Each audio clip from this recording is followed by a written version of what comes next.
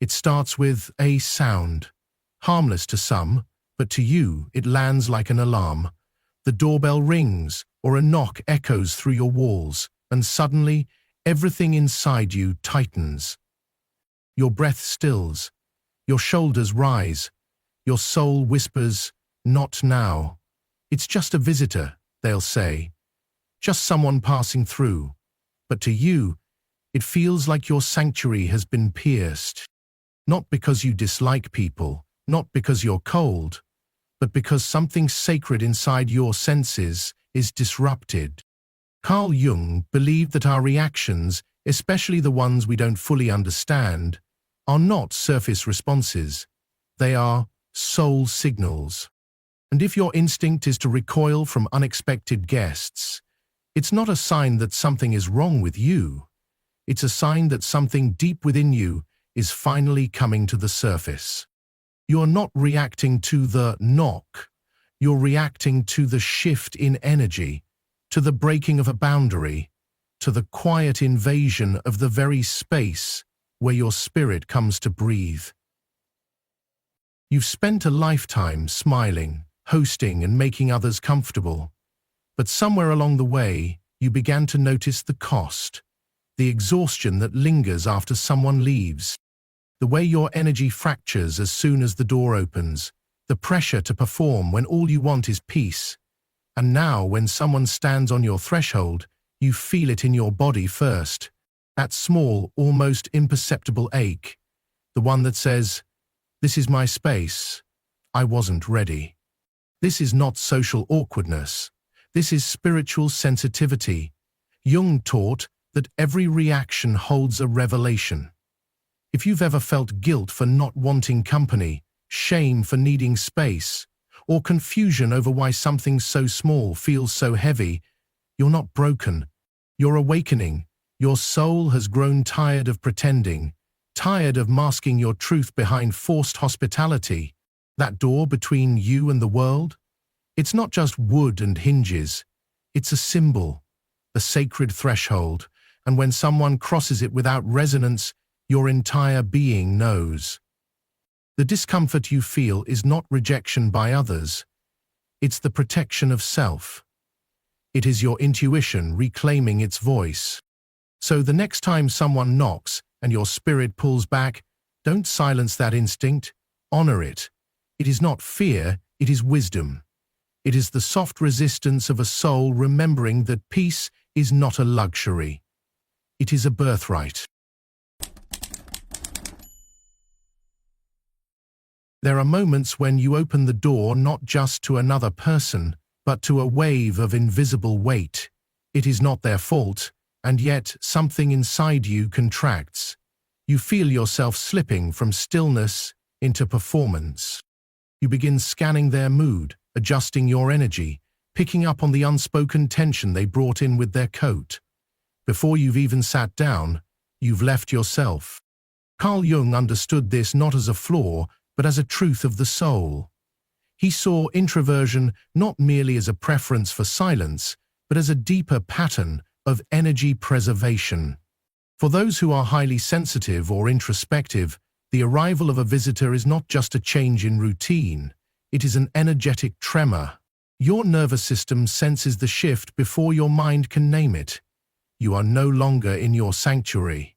You have become the gatekeeper, the buffer, the sponge for someone else's presence.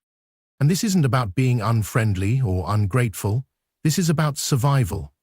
Because for many people, especially those who have endured trauma, chronic emotional labor, or years of self-erasure, the home becomes more than just a place to rest. It becomes the final boundary between the world and their soul. It is where they can finally exhale without being watched. It is where the masks come off, the armor drops, and the breath becomes whole again. Imagine the single mother who spends her day holding everyone together, only to come home to the one place she can sit with her own thoughts. Or the man who grew up never allowed to show emotion, now finally able to cry in the privacy of his living room. Or the survivor of emotional abuse, who learned to read the temperature of a room to survive, now sensing danger in the smallest shift of tone from a visitor. These are not people who don't like guests. These are souls who have reclaimed their energy and now guard it like a temple. Your home, to Jung, was not just a structure, it was a mirror of your psyche. The entrance represents thresholds, choices, and filters.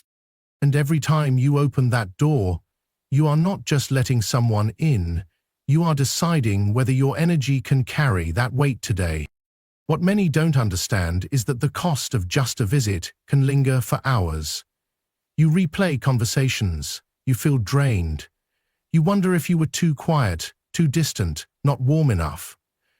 This is the hidden toll of those who feel too much. And the longer you ignore that toll, the further you drift from your center. But here's the part no one tells you. Your discomfort is not dysfunction. It is discernment. It is the sacred instinct of a soul that has learned to protect its frequency. And in a world that celebrates constant access, those who value solitude are often misunderstood. But Jung would remind you that protecting your peace is not selfish. It is sacred. You are not meant to be a revolving door for every energy that knocks. You are not meant to dilute your essence to accommodate every passing guest. Your presence is a sanctuary, and not everyone has earned the right to enter. So, if you find yourself hesitating when someone arrives unannounced, trust that hesitation. If you feel tired before the door even opens, believe what your body is telling you. You are not cold. You are clear. And that clarity is a sign of healing. Because the more you honor the energy of your space, the more your space begins to heal you. You find yourself breathing deeper, thinking more clearly, feeling your own pulse instead of someone else's. And over time, you begin to understand that your peace was never a passive luxury, it was an active choice, a spiritual muscle, a boundary born of love. Let the world think what it wants. You are not here to host every energy that arrives. You are here to remember what wholeness feels like. And that remembering begins the moment you give yourself full permission to protect the door of your peace. There are moments when someone enters your space and, without meaning to, stirs something ancient within you. They laugh a certain way. Their tone carries an edge. Their gaze lingers too long or not long enough. And suddenly, the air shifts. Your stomach tightens. You feel a pull, not toward connection, but toward retreat. You tell yourself you're being too sensitive. That's nothing, but the feeling does not go away. It lingers like a ghost, echoing in your body long after they've left. Carl Jung would not dismiss this as moodiness or social awkwardness. He would call it contact with your shadow. Not the darkness you should fear, but the part of you you were once forced to forget. The part that still aches to be seen. The shadow is the invisible box where we store everything we were told not to feel. The rage we swallowed to be the good child. The grief we silenced because there was no time to cry. The fear we buried because being vulnerable was dangerous. Over time, these emotions didn't disappear. They sank. They settled in the body. And in certain moments, especially in the sanctuary of your home, they rise. Maybe it's your sister who drops a passive-aggressive comment that mirrors the way your mother used to belittle you, or a friend who talks over you, reminding you of how often your voice was ignored growing up. Maybe it's a cousin who casually mocks your spiritual growth, triggering the part of you that still fears being misunderstood. They do not know they are stirring the wound, but your nervous system remembers. This is not about blame. It is about recognition, because the reaction you feel is not irrational, it is deeply intelligent. The body reacts where the mind once had to go numb. And this is where true healing begins, not by pushing the discomfort away, but by honoring it. That restless feeling, that sudden urge to leave your own living room, is not weakness. It is a a sacred flare from your unconscious, asking you to turn inward. Jung believed that the discomfort we feel in the presence of others often reveals what is still unhealed within ourselves. And far from being a flaw, this is a gateway, a chance to reclaim the parts of us we had to exile to survive. Your home, once again, becomes the stage for this sacred encounter, because when you are on your own turf, your nervous system is no longer distracted by survival. It is awake, alert, capable of noticing the subtle cues that point to buried pain. And here's what makes this so important. The visitor may be unaware, but your reaction is real. It deserves space. It deserves listening. It deserves care. So the next time someone's presence stirs something in you, pause before labeling it as social discomfort. Ask instead, what part of me is rising to the surface right now? What memory lives underneath this reaction? What version of me still longs to be held, to be heard, to be honored? This is not about confronting others. It is about becoming radically honest with yourself. It is about noticing when the shadow stirs and choosing to welcome it with gentleness instead of shame. Healing is not always loud. Sometimes it begins in the quiet after a guest has left, when you sit alone with your thoughts and feel the echo of something unresolved. That is the moment to lean in, not look away, because what you buried was not meant to stay hidden forever. It was waiting for a safe enough space to rise again. Your discomfort is not a defect. It is a doorway, and every time it opens, you have a choice: to dismiss it or to step through with courage and compassion. Let others bring what they bring. You are not here to manage their energy. You are here to witness your own, and in doing so you reclaim the pieces of your soul that once had to hide. To the outside world, your home might seem like just walls and windows, a place to sleep, cook, and get on with life. But to you, it is something far more sacred. It is your retreat, your temple, your mirror. Carl Jung saw the house not simply as a structure, but as a living symbol of the psyche. Every part of it holds meaning. The rooms are not just functional, they are reflective. The kitchen becomes a place of nourishment, not just for the body, but for the soul. It is where warmth is prepared and shared.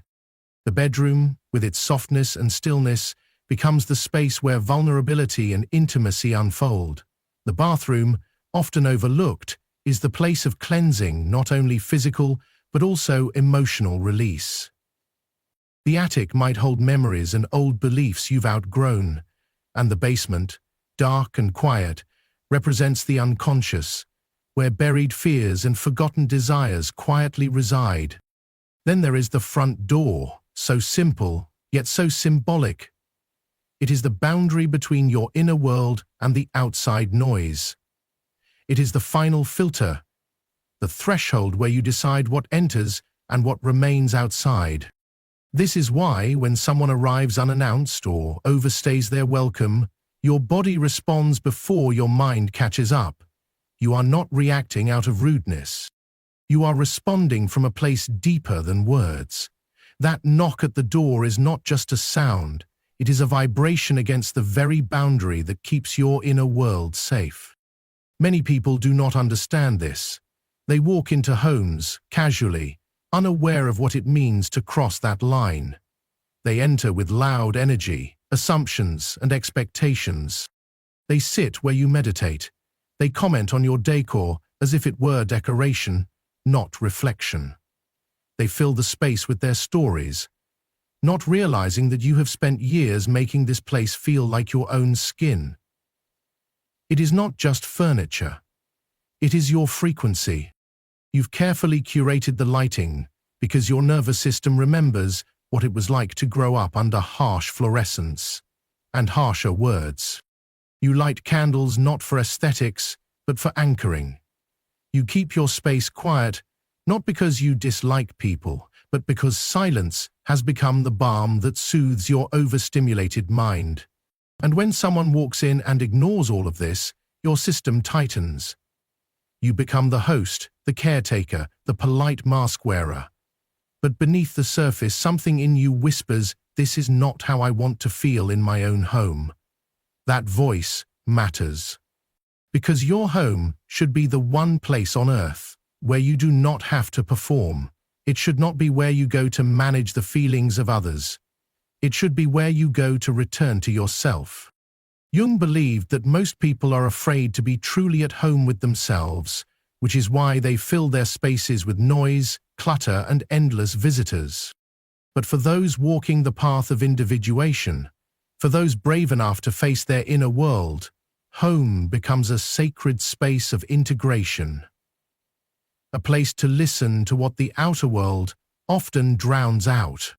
One woman shared how, after years of people-pleasing, she finally created a home where she allowed no unannounced guests.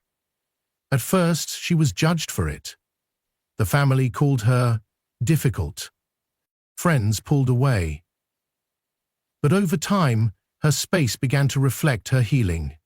She stopped apologizing for needing quiet. She painted the walls in colors that soothed her spirit. She started ending visits the moment she felt drained, not the moment they were supposed to end. And in doing so, she didn't just protect her energy, she reclaimed her power. This is what happens when you honor your sanctuary. You stop allowing guilt to guide your hospitality. You stop abandoning your peace for politeness. You begin to live in alignment, even if it makes others uncomfortable. The world may still see it as just a house, but you know better. You know it is where your soul returns to breathe, to soften, to be whole again. And if that is not sacred, what is? There are days when the doorbell rings and your entire body braces, not in fear of danger, but in anticipation of performance. You rise, smile, and greet them warmly. You offer tea or coffee. You ask about their life, their family, and their job. You laugh at the right moments. You nod when expected. But somewhere between the second refill and the closing of the door behind them, a quiet ache starts to build in your chest. And by the time you are alone again, you are not relieved, you are emptied. This is the cost of wearing the mask too long. Carl Jung called it the persona, the social self, the carefully curated mask we wear to belong, to be liked, to be seen as enough. And while it helps us function in the world, it becomes a prison when we cannot remove it, even in our own homes. The most painful part? Sometimes we do it automatically. Especially those of us who grew up learning that being too quiet was rude, that being too honest was risky, that being ourselves, unfiltered, tired, raw, was something to be corrected.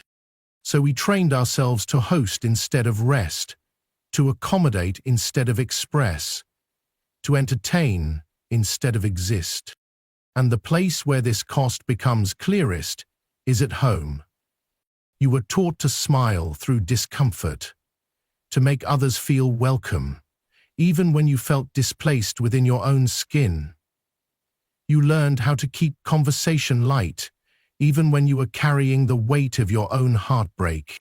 You became a master of small talk, all while your soul was aching for real connection, or perhaps aching just to be left in peace. That's why even friendly visits can feel like a burden, not because you are unkind, but because you are weary of shape-shifting.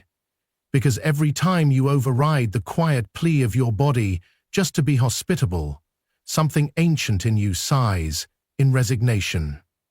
And it is not coldness that makes you withdraw. It is the exhaustion of continually contorting into a version of yourself that no longer feels real. Jung understood this conflict. He taught that when the persona dominates for too long, we lose touch with the authentic self. We forget who we are when we are not being watched. When you cannot drop the performance even in your sanctuary, your nervous system begins to associate home not with peace, but with vigilance. And that is a slow betrayal of the self. One man, nearing 50, shared how he used to feel ashamed for wanting to cancel plans. Even short visits left him feeling overstimulated and strangely sad. He thought he was broken. Then he realized he had spent most of his life being the nice guy everyone could depend on, the one who always said yes, who made people laugh, who never once said, "I don't feel like talking today." When he finally started setting boundaries, he expected rejection. Instead, he found clarity. Not everyone stayed, but the ones who did met him in his truth, not his performance. There is no shame in needing space. In fact, it is sacred. That quiet discomfort you feel when others cross your threshold is not a flaw, it is a flare from your soul saying, you are allowed to protect your peace. You are allowed to be fully you, even if it means being silent, being still, or being unavailable. That resistance you feel is not a rejection of others, it is a remembrance of yourself.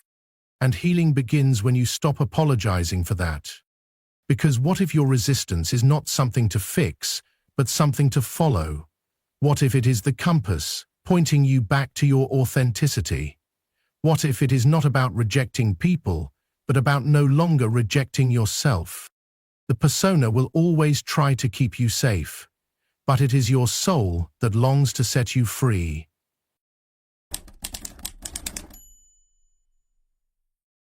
There comes a moment in life when the noise outside no longer stirs something within you, but instead begins to pull you away from what you're finally starting to hear. It is not burnout. It is not apathy. It is not isolation. It is the quiet pull of your soul asking you to come home.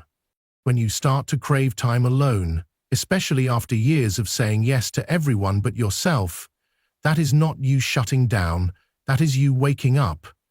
Carl Jung's archetype of the hermit is often misunderstood. The world sees solitude as loneliness, but Jung saw it as sacred preparation. The hermit does not walk away from others because he has lost hope. He walks away because he has finally found something worth listening to. His inner voice. His ancient knowing. His soul stripped of distraction. In modern life, solitude is almost criminalized. You say you want to be alone for the weekend, and people assume you are sad, antisocial, or going through something dark. But what if you are going through something luminous? What if the very thing you are going through is your return to yourself? Take the woman who, after 2 decades of being a mother, a wife, a caregiver, realized she did not know what silence sounded like in her own home. She had never lit a candle just for herself, never sat with a journal just to ask, "What do I want?" When her children grew up and the house grew quiet, instead of rushing to fill the space with plans and people, she let herself feel the emptiness. And then something remarkable happened. That emptiness began to speak. It reminded her of the music she used to love, of the walks she never took, of the dreams she had at 23 that she buried beneath responsibility. Solitude for her became an altar where forgotten parts of her returned, one by one. There is a kind of healing that only comes in stillness, a kind of clarity that cannot arrive until the world stops asking for your attention. When you turn inward, you are not rejecting life. You are preparing to live it more fully, with deeper roots and softer armor. But it takes courage to follow that pull, especially in a society that celebrates constant contact, non-stop productivity, and emotional availability at all costs. The moment you begin choosing solitude, you may notice others become uncomfortable. They may ask, "Are you okay?" Not realizing that for the first time, you actually are. You are not tired of people. You are tired of losing yourself around them. The path of the hermit is not always dramatic. Often, it looks like small choices. Not answering every message right away. sitting by the window in the early morning just to feel the quiet, taking a walk without needing to share it online, saying no without needing a reason. These are the invisible acts of reclaiming your spirit. Solitude is not selfish, it is soul care. Those who understand this begin to see solitude not as an absence, but as a presence, not as emptiness, but as a space where truth can rise without interruption. So if your soul is asking for silence, let it. If you feel the need to retreat, honor it. If you crave a room where no one needs anything from you, give yourself that gift, because healing is not always loud. Times, it arrives as a whisper in a quiet room with no audience at all. And if you follow that whisper long enough, you will find the path was never away from life. It was toward a life that finally feels like yours. There comes a time in life when you stop explaining your quiet. You no longer feel the need to soften your no, to decorate your distance with excuses, or to apologize for needing space. Not because you have stopped caring, but because you have started caring in a deeper way. For your nervous system, for your spirit, for the parts of you that once begged for room to breathe and were always told to wait. Carl Jung taught that wholeness does not come from being everything to everyone. It comes from becoming what you were always meant to be beneath the noise. And often, that path requires stepping back so your soul can step forward. To others, this shift may look like withdrawal. You stop attending every gathering. You stop replying immediately. You stop offering access to those who once assumed it. And yes, some will call you cold. Some will say you have changed. They are not wrong, you have, but it is not a closing, it is an opening inward. And that kind of change unsettles people who only knew you in your performance. Healing is often mistaken for aloofness. When you no longer over-explain, when you protect your peace like sacred ground, when you no longer tolerate emotional noise that once passed as connection, people may misunderstand. Let them. That is not your burden. You did not begin this journey to make others comfortable. You began to come home to yourself. Imagine a man who used to say yes to everything. He worked late, said yes to family favors he had no energy for, and showed up even when he was breaking inside. It earned him respect. It earned him approval. But it also cost him sleep, clarity, and the ability to hear his own needs.